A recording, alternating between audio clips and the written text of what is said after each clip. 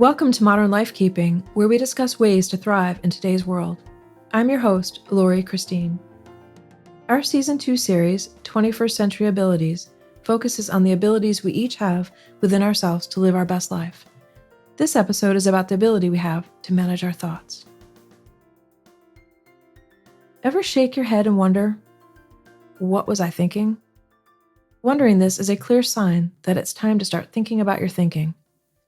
Our thinking abilities are extremely powerful. Mahatma Gandhi is quoted as saying, "A man is but the product of his thoughts.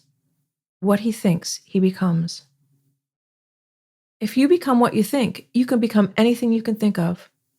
Dr. Seuss was right when he said, "Think left and think right and think low and think high. Oh, the things you can think, if only you try." Everything in life has a choice attached to it, including our thinking.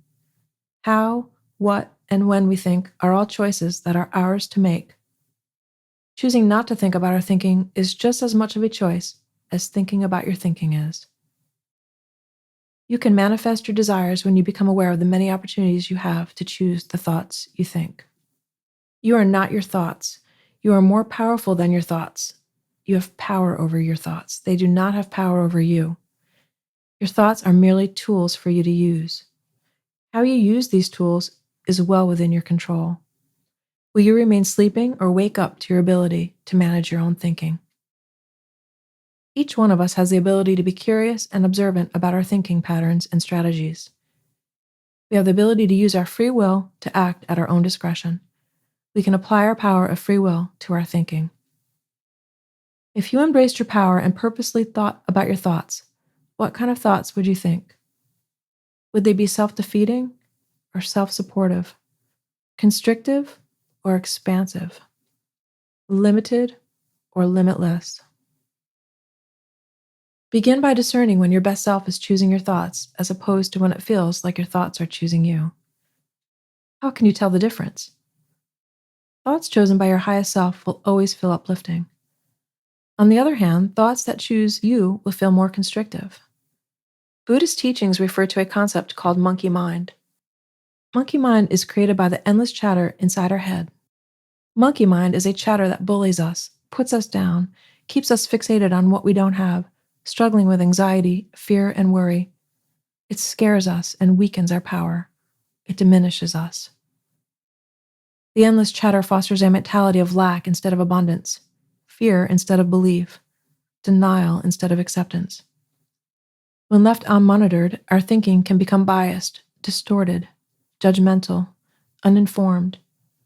It becomes easy to become someone we are not. Limited, inadequately informed, defensive, arrogant, and programmed with survival tactics, monkey mind does not care about our emotional needs. Always on high alert, primitive minds have an innate capacity for thinking and will feed upon anything to survive. Constantly scanning its environment for stimuli to process, it will create stimuli using false beliefs because its survival depends on it.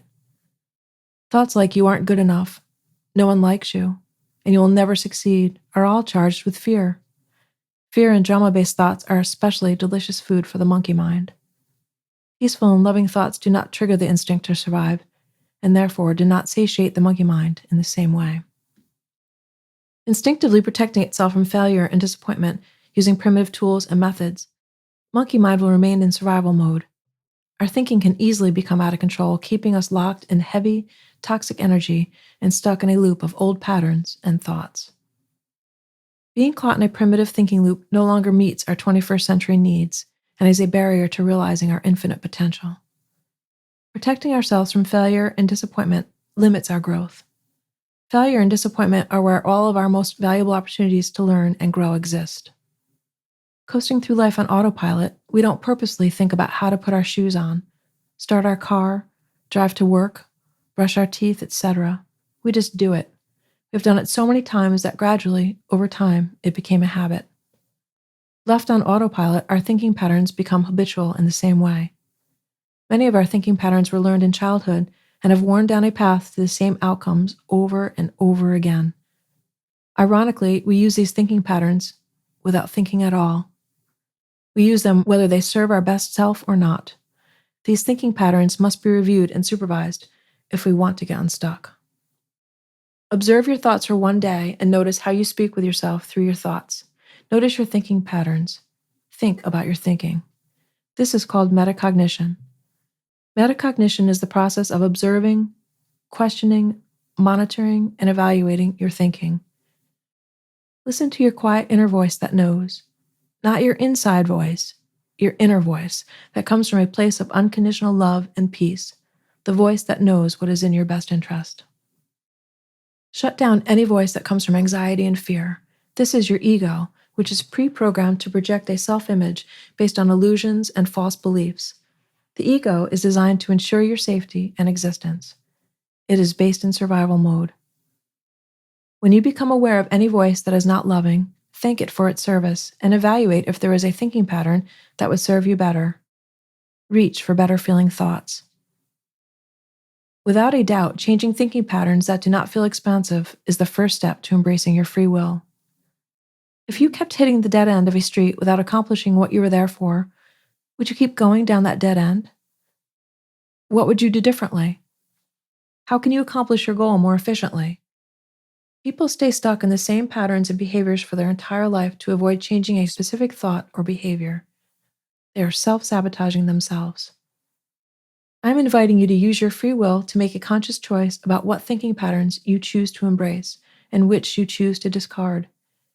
You can create your own toolbox of strategies that work for you. Conscious thinking involves analyzing what you know versus what you believe. It includes asking questions, considering alternative explanations, and assessing your options, as well as your conclusions. Always draw conclusions based on the thoughts that serve you best, as well as the ones that make you feel the most peace and love. Conscious thinking strategies can be programmed into habits and used for every decision you make, including which thinking strategies to use. As you use these strategies, continue to monitor and evaluate the strategy, making adjustments towards happiness as needed. We can manage our thinking in a way that uplifts us. It is a false belief to think that our thoughts control us. Opportunities exist in each moment to think better feeling thoughts or to think toxic thoughts. Not making a choice is using your power or free will to not align with your highest self. Either way, the choice will be made whether you consciously or passively make it. Resistance of any kind is an opportunity to observe your thinking, to see how and where a shift in your thinking may change your perception, as well as your circumstances. Self-fulfilling prophecy describes the tendency for something that you believe to come true because your beliefs affected your behaviors, which in turn manifested the situation. We think thoughts based on our beliefs. Believe that you have the ability to manage your thoughts. Think thoughts that support that belief, and you are on a path of happiness. Observe your thinking to see where you can reach for better feeling thoughts. When you align your thinking with the best version of yourself, you will experience happiness. We fail to launch when we let our mind limit us. Will you choose to be limited or limitless? Don't allow a monkey to manage your mind. Make a conscious choice to wonder, what am I thinking? And allow the essence of who you really are to inform your thinking, instead of allowing your thinking to control you. Thank you for listening to this week's episode of Modern Life Keeping, brought to you by Kira Kisses.